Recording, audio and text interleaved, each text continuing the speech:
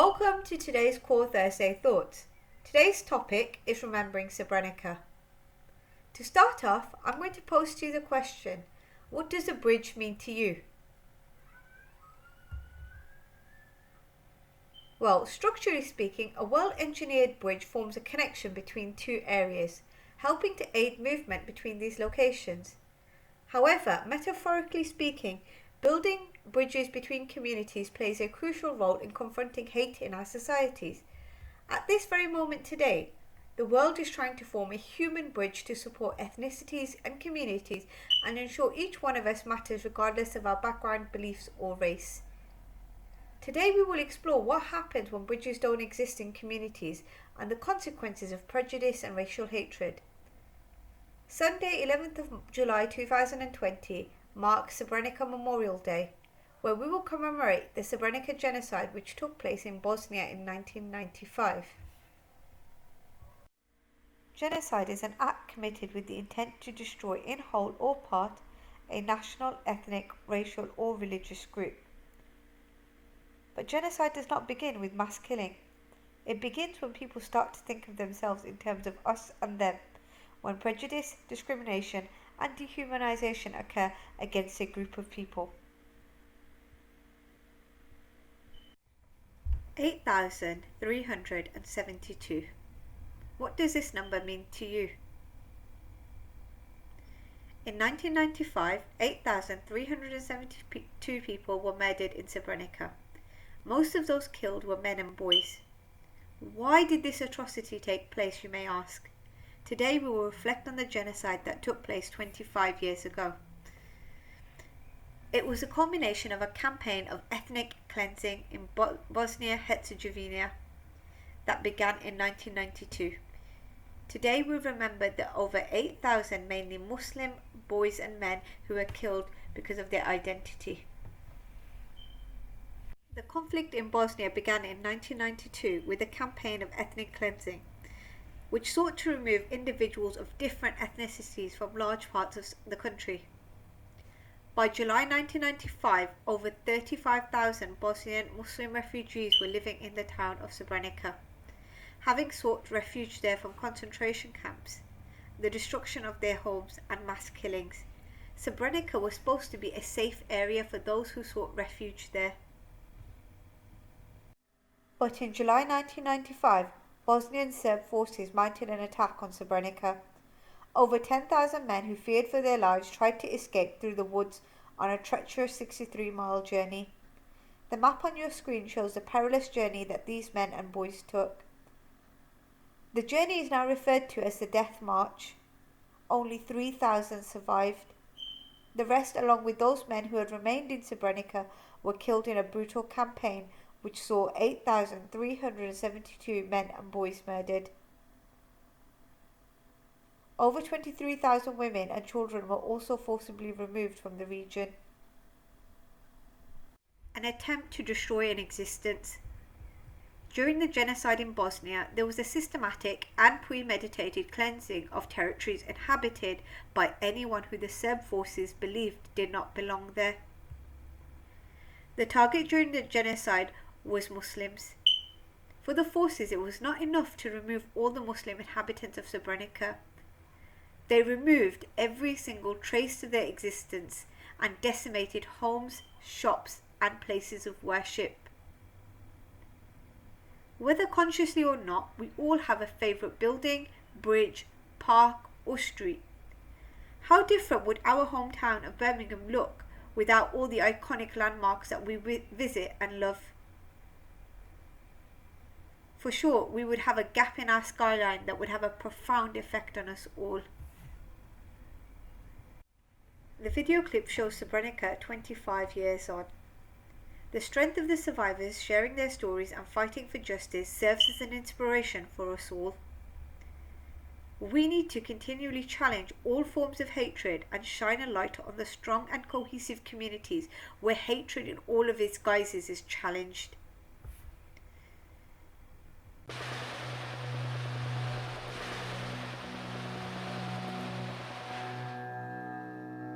In 1995, Europe was the scene of genocide.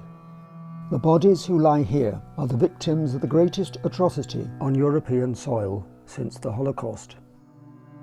More than 8,000 men and boys were hunted down, murdered and buried in mass graves. Their remains are still being found today.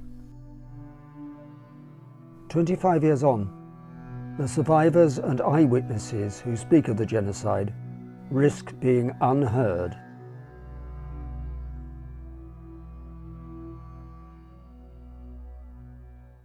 Srebrenica je bila jako lijep grad, mali grad, ali je bio pun života, to je bila jedna mala oaza.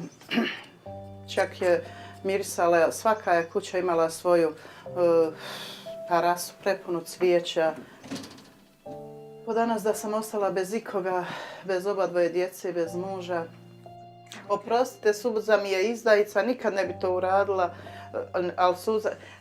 Mogu pričati o svemu, ali kad dođe do djece da pričam o djeci, zaista mi bude tada najteže. Bosnia and Herzegovina, one of the world's great crossroads, a melting pot of cultures and identities. All eyes were on this country in 1984 as it hosted the Winter Olympic Games. Within 10 years, the world's eyes would be turned back on Bosnia, but for different reasons. On the ashes of the former Yugoslavia, leaders exploiting identity politics rose to power across the region. Ultra-nationalist forces planned to create a greater Serbia, filled only with ethnically pure Serbs. This meant Bosnian Muslims were cleansed from the land.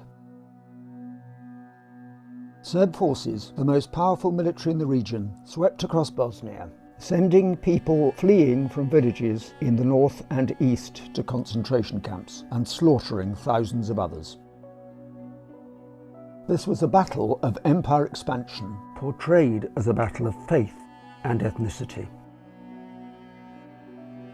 By 1995, Bosnian Serb forces had taken nearly every village in eastern Bosnia and flushed them of Muslims. Srebrenica was one of only a few UN safe areas in the region, and tens of thousands of refugees poured in. On July 11th, Srebrenica fell. As he entered the town, General Ratko Mladic spoke to Serb cameras. Evo nas 11. jula 1995. godine u srpskoj Srebrenici. Uoči još jednog velikog praznika srpskoga, poklanjamo srpskom narodu ovaj grad i napokon došao je trenutak da se posle bune protiv Dahija Turcima osvetimo na ovom prostoru. As the Serbs moved in, women and children gathered around the UN base at Potocari. But men and boys like Hassan were worried about how the Serbs would treat them and made for the woods. In July 1995, I lost my father and my twin brother. I tried to escape from Srebrenica through the forests alongside with them, but unfortunately I am the only one who survived. It took me 6 days and 6 nights to reach Tuzla. It was a real suffering. I did not have anything to eat. I was being hunted like an animal. The few hundred Dutch peacekeepers at the base, waiting for UN backup that never came, handed over their weapons and the men and the boys to the Serbs.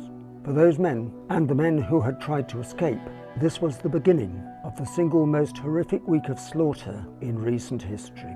They promised that we would not be killed and that we would be treated according to all the Geneva Conventions. The thousands of men and boys captured were then loaded onto trucks and taken to execution sites. I noticed the rows and rows of dead bodies in front of me, and I don't know when I was shot. I just remember later that I was lying on my stomach, that I was shivering and trembling. One of the soldiers said to the other to check all the bodies, but he refused. He said they are already dead and left the place. I never could imagine that I could survive at that moment. I just waited to die because I lost so much blood. Someone was moving in front of me, and it was other survivor, and I asked him, "Are you alive? Are you alive?" He said, "Yes, yes. Come and untie me, please." We hid everywhere, in the streams, in graveyards, in destroyed houses and forests, because Serb soldiers were patrolling.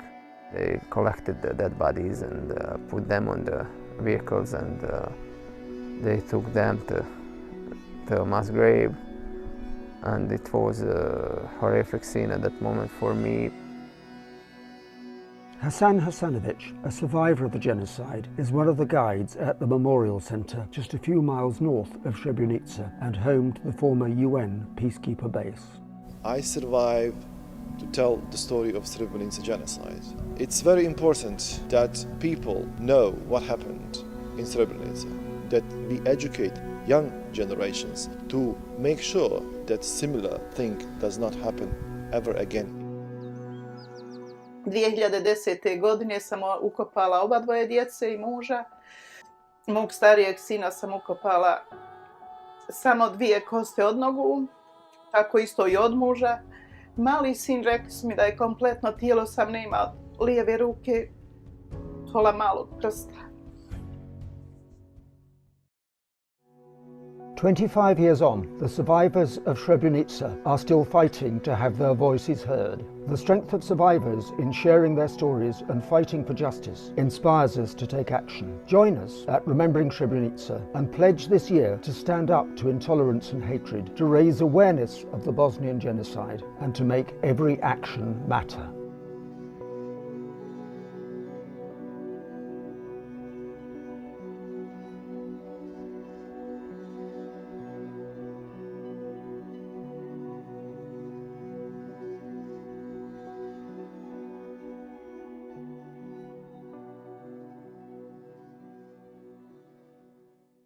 Join us in remembering the 8,372. Your form tutor will share a slide containing this postcard. All you need to do is research the name of one of the 8,372 men and boys who were murdered during the genocide. Your tutor will have a list of names if you want further information. Simply return the image of the postcard to your tutor by the end of registration. We will then collate all your responses to form a collage from the Core Education Trust. We learn about Srebrenica to remember the horrors of the past in order that we will not repeat them.